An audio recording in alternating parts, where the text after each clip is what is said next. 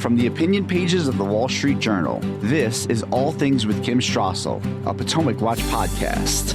Welcome to All Things with Kim Strassel, a Wall Street Journal podcast, and our end of the year episode.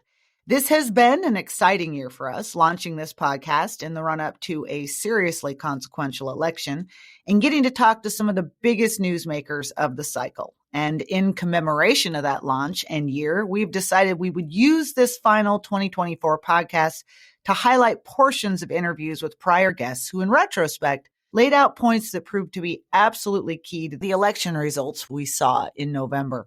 And we're going to start with some observations from Texas Senator Ted Cruz, who we interviewed at the end of October as he was on the road campaigning for re-election against Democrat Colin Allred.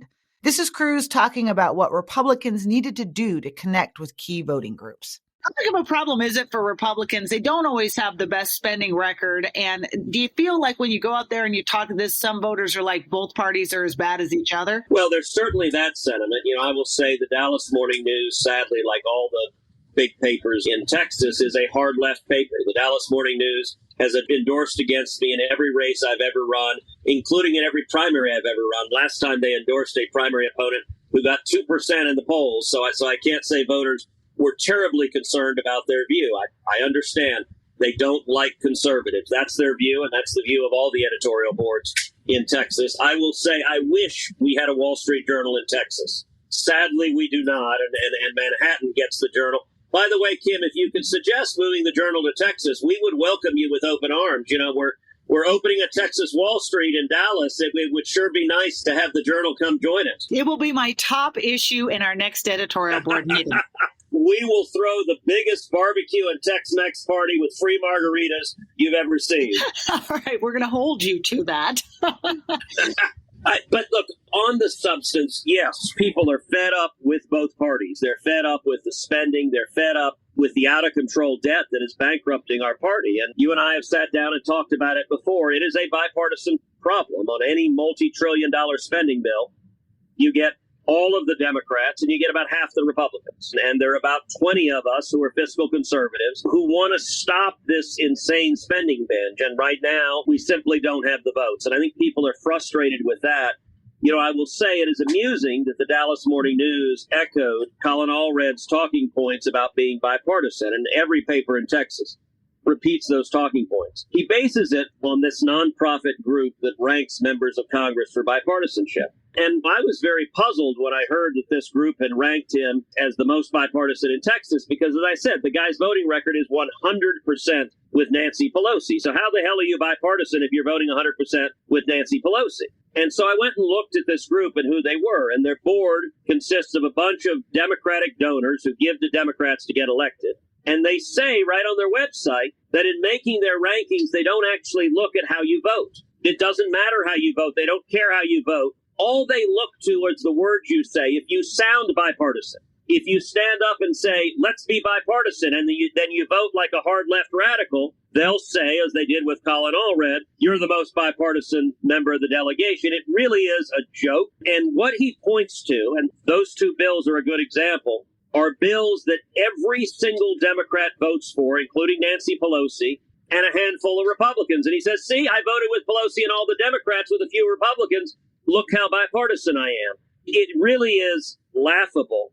And I'll mention on something like you mentioned chips and sciences. So that's actually worth drilling down a little bit more on. So the chips and sciences bill was actually several bills combined together. One of it was the FABS bill, which I was a co-sponsor of and a strong supporter of. And it improved the tax treatment for building new semiconductor manufacturing plants in America. I strongly support that. I very much think we need much more semiconductor manufacturing capability in the U.S. The final bill included also $60 billion in direct taxpayer payments to giant companies. And I think corporate welfare is a bad idea. I think history has shown that when we give billions of dollars of taxpayer monies to giant corporations, bad thing has happened. It invites corruption. So I voted against the final bill because I didn't like the direct payments to the giant corporations. But, and here's the interesting thing, Kim, we're not right now seeing multiple new semiconductor fabs being built in Texas, and they're running into massive delays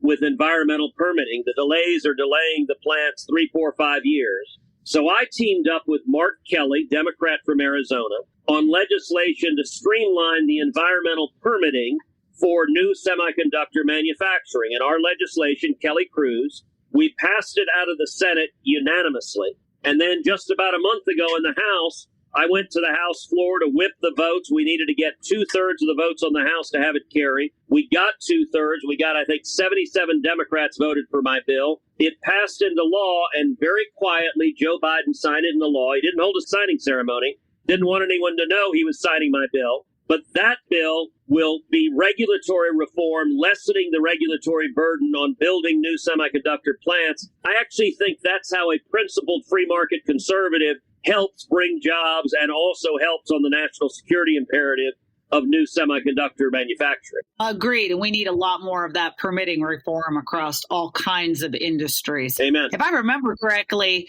I believe those direct handouts also ended up coming with a bunch of strings attached in terms of workforces. And that's also delayed a lot of that as well, too. So early voting started this week in Texas. And apparently you are getting record-breaking early turnout. I'm not a huge fan myself of early voting. I'd like to return us to a time when we all showed up to the polls on the big day. But are you out there encouraging your voters to vote early? And what do you think those huge numbers mean? Do you think it means a bigger turnout? Do you think more Republicans are voting early this time? More Democrats? What do you think that signifies? So I am encouraging people to vote early. And I'll tell you, in Texas, the way it works, we've done this for a while this way, and it works well, which is we have 2 weeks of early voting, but it's in-person early voting. So you go to the polls and you vote in person. We have a little bit of mail-in voting, but that's for seniors and people with serious disabilities. So it's not widely used. The vast bulk of the early voting is just like Election Day, but it's the 2 weeks beforehand. So yesterday was the first day of early voting. I went and voted yesterday.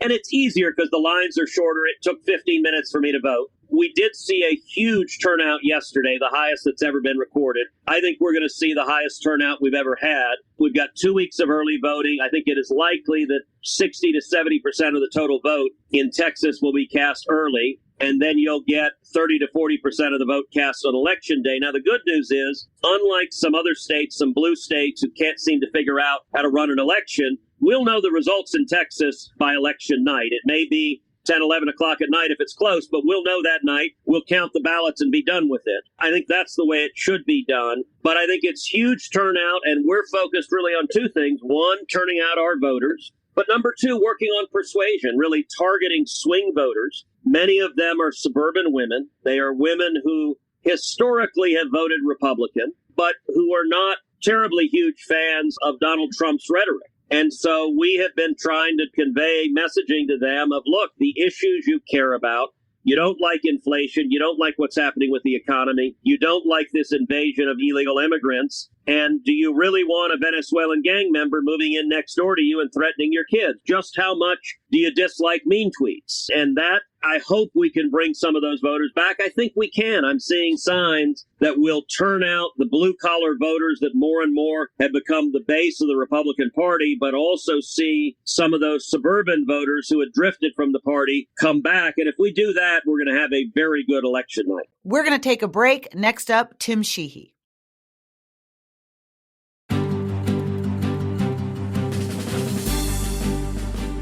Welcome back. I'm Kim Strassel. Let's tune back into another Republican who won his Senate race. In October, we also talked to Tim Sheehy, a former Navy SEAL and businessman who challenged longtime Montana Democrat Jon Tester to his Senate seat and also won by 7 points. This is Sheehy talking about Montana's changing electorate and how all problems can be local. Montana's fascinating because obviously a lot of split ticket voters. It has shifted. Trump did win the state by 16 points 4 years ago. And that means that there are a number of voters in Montana who are going to the polls, and during the presidential, they're voting for a Republican, but they are voting consistently for a Democratic senator. Now, one thing that is different this time around, I'd love to get your take on whether or not you think it will make a difference. Jon Tester hasn't been on the ballot during a presidential race since 2012. So he's never run alongside Donald Trump on a ballot. But those people that are the split ticket voters, how are you reaching them? How are you trying to find them and convince them? Is it just about shaking hands, getting them to let them know you? Or are there specific things that in the past have made them want to vote for a Democrat? And how do you convince them otherwise? Yeah, a couple of things there. And it's a great point because, that is the election. So you just honed in on the election, which is making sure people understand what they're voting for. And I think there's a few issues there that we got to unpack. Number one is the expertly crafted political image that Jon Tester has. Number one, he's a talented politician, but also, guess what? They've spent about $150 million, $200 million, across every election cycle building this image around him too. So it's not just that he's good at it. He also has massive resources every time. But, he's part of the Lucky Calendar Club, was elected in 06, 12, and 18. 06 was a great year for Democrats. 12 was too. 18 was a great year for Democrats. And honestly, a lot of people, especially a lot of our low information voters, actually think Jon Tester's a Republican. He doesn't go out there and say, I'm a Democrat. Right. He basically runs like Trump Republican, just like Bob Casey now and Slotkin. He's running ads touting how he works with President Trump, even though, of course, he voted to impeach him twice. So I think the split ticket voting nationwide, as you alluded to, is becoming less common.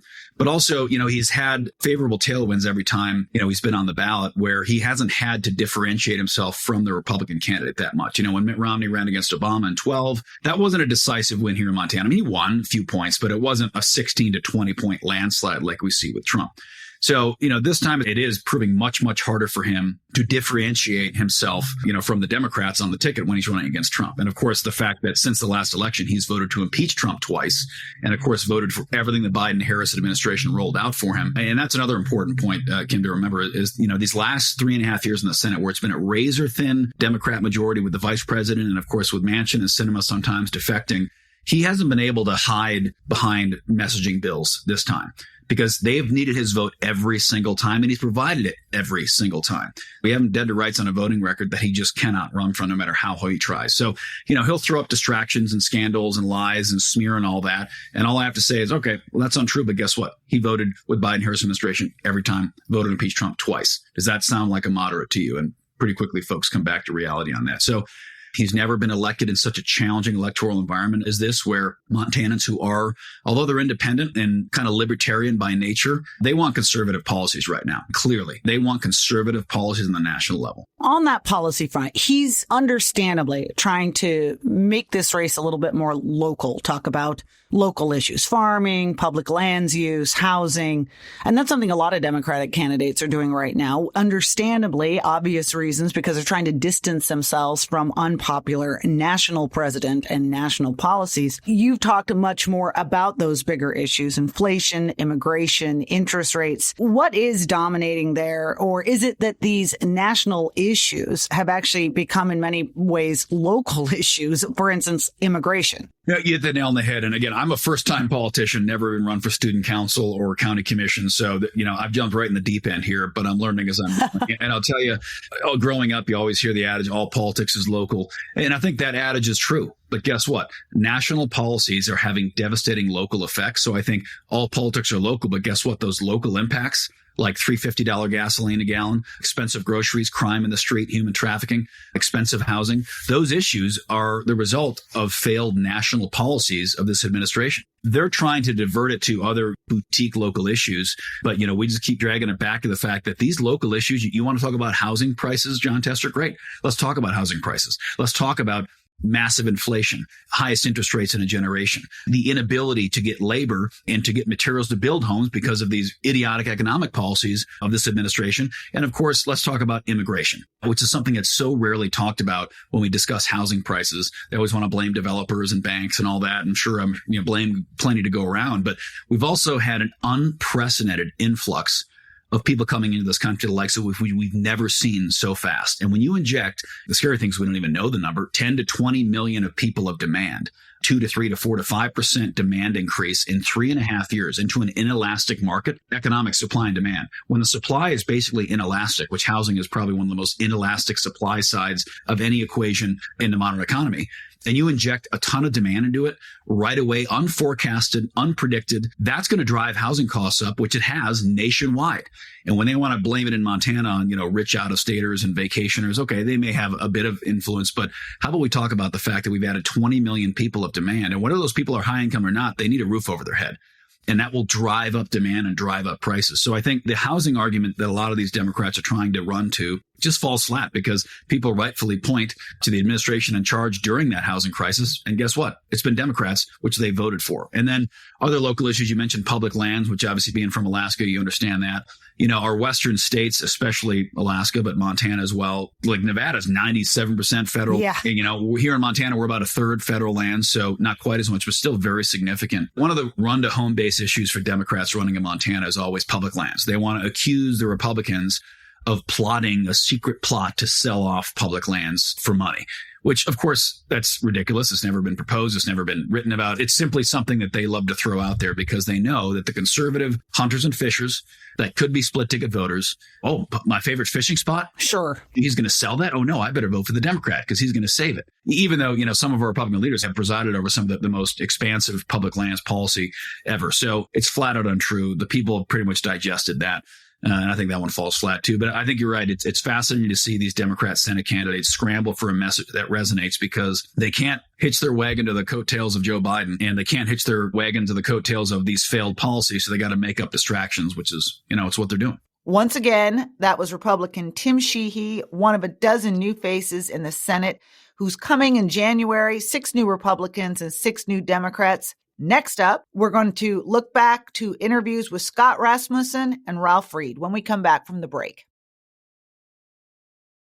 From the opinion pages of the Wall Street Journal, this is All Things with Kim Strassel, a Potomac Watch podcast. Welcome back. I'm Kim Strassel of All Things. And next, we're going to go way back to August when 2 of our guests in separate interviews made some pretty bold predictions about turnout, about changes in voting demographics, and about what might prove to be a sleeper issue of this election. And they nailed it. Those guests were pollster and researcher Scott Rasmussen and Ralph Reed, the founder of the Faith and Freedom Coalition. Is it mostly an enthusiasm question? Is it mostly, like you said, getting those voters back on board? Or is she actually changing hearts and minds, pulling people over to her side? It's mostly enthusiasm and reclaiming that Democratic base. There were a lot of people who could never vote for Donald Trump and then who saw Joe Biden in that debate and thought, I can't imagine this for 4 more years. So some of those people came back. One way I described it is with Biden in the race, it was like the Democrats were coming to bat in the bottom of the 9th down by about 7 runs. There's virtually no chance of winning. When Harris jumped in, it was like they were down by a run going into the bottom of the 9th. Still a little bit of an uphill fight, but very plausible to see a path to victory. On the issues question, obviously, inflation, interest rates, the economy, immigration, crime. Are those the things you are seeing that's still where people are most focused on? Are there any sleeper issues out there that you've noticed, cultural questions that you think can really resonate? Just are the campaigns hitting on the right themes? Well, every week we ask an open-ended question about what's the most important issue. And every week of this year, the top issues have either been inflation or other economic concerns. The other option is immigration is always there in the top 3. Now, among Democrats, abortion is a very important issue. It's not among the rest of the electorate. And on that issue, that's something that can help with turnout for the Democrats. I think the sleeper issues, you can never tell what's going to pop. But there are a number of cultural issues out there that could cause trouble for the progressive Democrats. One that comes to mind because of some recent events is the question of biological males competing in women's sports. Only about 14% of voters think that should be allowed. Only 21% of Harris voters think biological males should be allowed to compete in women's sports.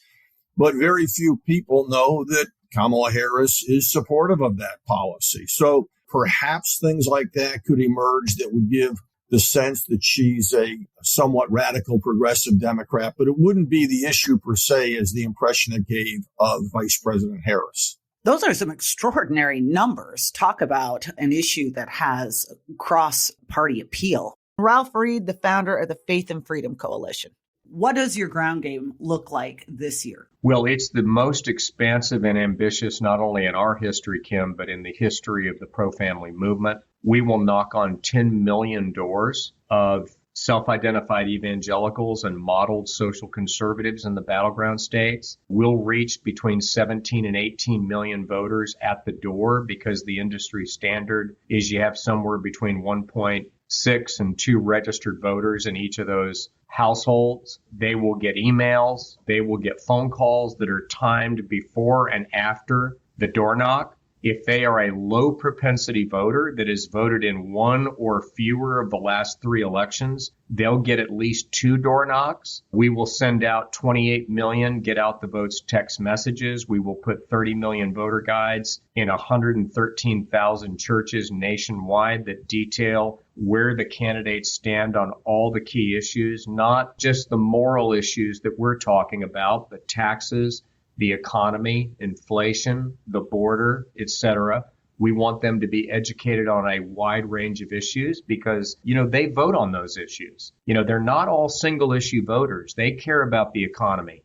They care about the border. So it's a total of 221 million voter contacts. Goodness. Focused on about 30 million voters in those battleground states. And if we do what our after-action analysis in prior elections, both primary and general, have indicated, the full mix of these multiple touches, and it will be 8 to 12 touches to each household or voter, we believe we can lift their turnout at a minimum of 5% and perhaps as much as 10%. And when we do that, it will be more than the margin needed in every one of these battleground states. Yeah, that was a question I had. When you say 5% to 10%, how many voters are you talking about there? Some of that is proprietary. I'm not necessarily published my playbook. See, I'm asking the right questions, right? Yes, you are. But I'm not going to give out what our databases are in individual battleground states. But suffice it to say that when you're talking about an election, Kim, that we believe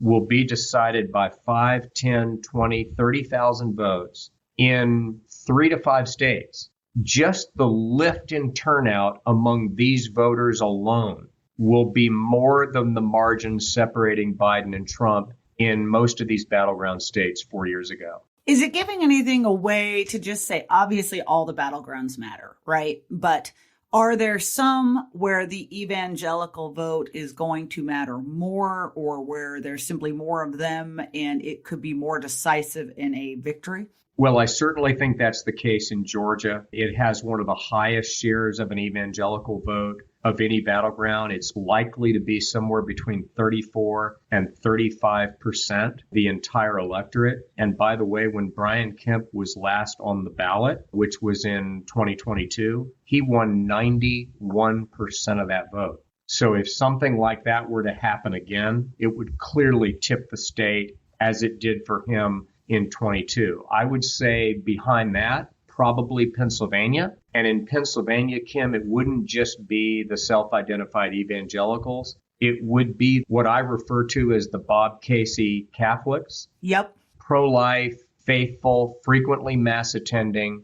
That is right at about 1.5 million to 1,700,000 votes, those two groups together in Pennsylvania. And if they turn out in the numbers they're capable of, and our program is going to ensure that they do, I think that will be probably second only to Georgia in terms of the seismic role that evangelicals are going to play. I'll mention one last thing about this program that you won't usually see reported, and that is that 20% of the doors that we knock on and the homes that we visit will be minority households. And one of the big stories in 2024, I believe, is going to be the shift among minority voters of faith, and especially among Hispanics. Even after this surge that Harris has enjoyed since Biden stepped aside, and there's no question that the enthusiasm gap has narrowed, that the polling has narrowed. This is now a jump ball. But even with that, in most of the national polling, Donald Trump is either leading among Hispanic voters or it's within the margin of error. And that could have huge consequences in November. It's one of the reasons why I think he may win Nevada.